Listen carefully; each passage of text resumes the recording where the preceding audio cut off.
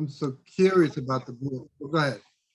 Okay, thank you very much for having me. This is a novel experience for me. I'm very impressed with the presentations which were given. And so now I give a different perspective, not a different, another perspective to the presentations. I am a author. I recently released five a 5-book series, easy to read, however, very important information. I'm a strong believer in individual advocacy.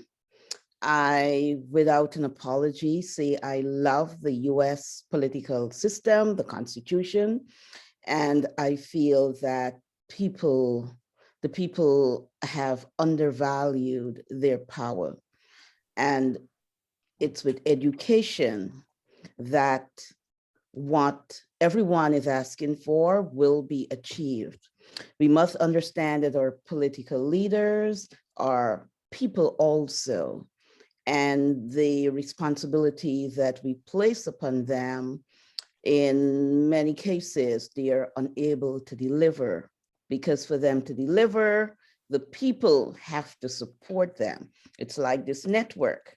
This network is as great as the people who contribute. Likewise, the political system is no different. If people do not contribute, if you are not educated, if you do not understand the system, it will not work, because the system was made in such a way for individuals to contribute. And that's the reason that led me into writing the 5-book series. I call it a political toolkit.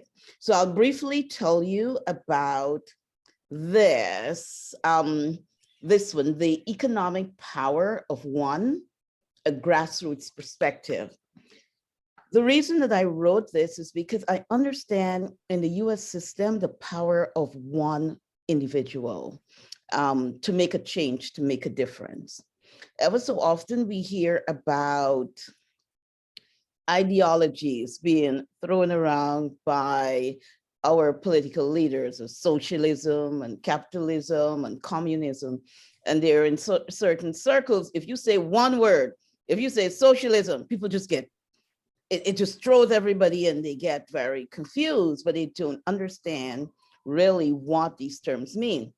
This book deals with the framework of the economic power of one is based on capitalism. Capitalism is not bad, it's not evil. The father of capitalism is a man by the name of Adam Smith over 200 years ago. And basically, this is what Smith said.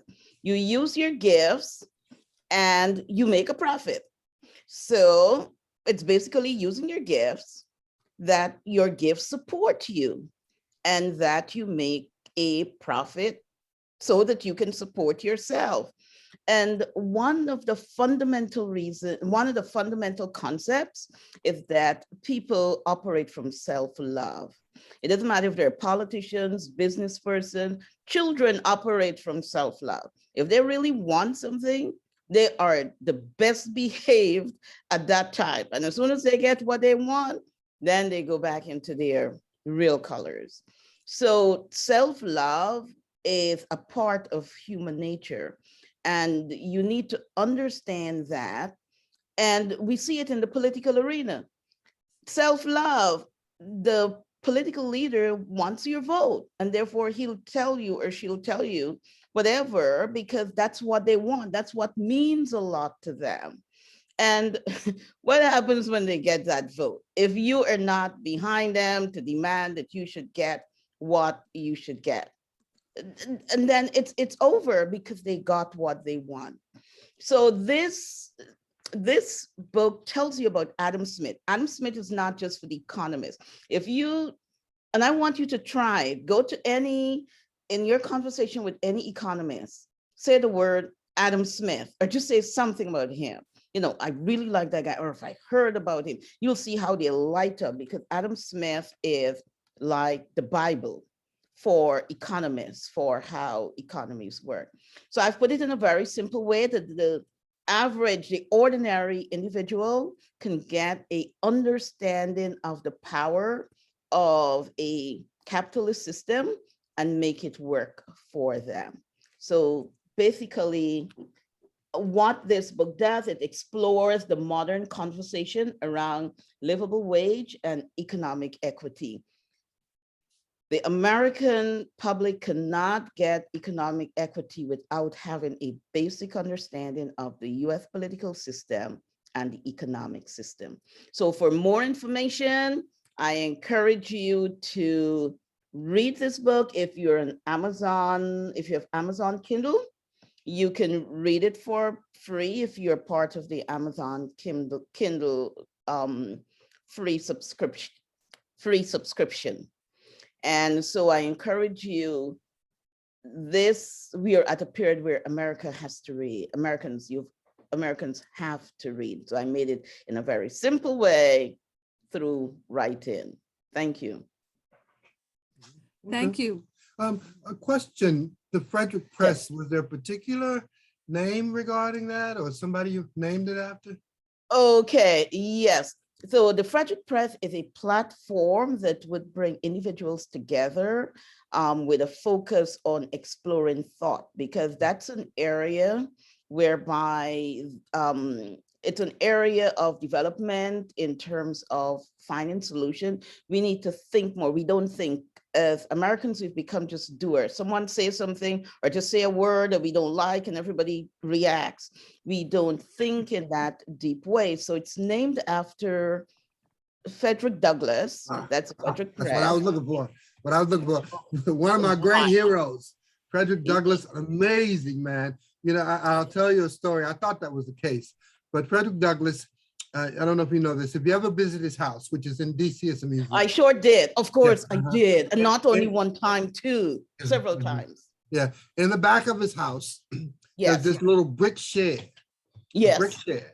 And I don't know what in the shed, they tell me that he would go to that shed once every so often for 3 days at a time and pray. He would pray, he would praise, he would, for 3 days. He would do, I mean, and that explains how he could do so much for what he was able to do during the time he was able to do it. An amazing guy, so courageous and ambitious. I figured as much, but you know, I just thought that. I just say that as a sideboard, but I bring this up too. I was reading an article. You're from Guyana. I was reading an article. A good friend of mine is from Barbados. Now, Barbados just relinquished control from the Queen Elizabeth. Now, Barbados is now its own country, under its own control, under its own administrative legislature. And so, and Guyana too, not long ago.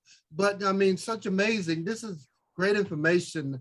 I really appreciate that, Juliette. I mean, it gives us insight and understanding. Yeah. And also fortitude, gives us some fortitude. And just the fact that you mentioned my friend Frederick, I feel like I know him. I think about that. But in the meantime, I'm encouraged by your comments on economics. And this is an important time to read these aspects because we're coming, this is going to be a big day, big days for all of us. I see right now, I'm projecting for the year ahead, all of you are going to be incredible. It's going to be amazing. It's going to be amazing. I'm encouraged. So show us the book, everybody who's watching. You need to order this book, and we want you to have this book before our Black History Month event and before our women, so we can question you about what you read, because this is a book club and we want you to buy that book. Also, remember, so remember to toot your own horn. Yep. Toot your own it's available horn. everywhere, and we'll make sure that you'll have the link. And if you do buy the book or read the ebook, is always less expensive.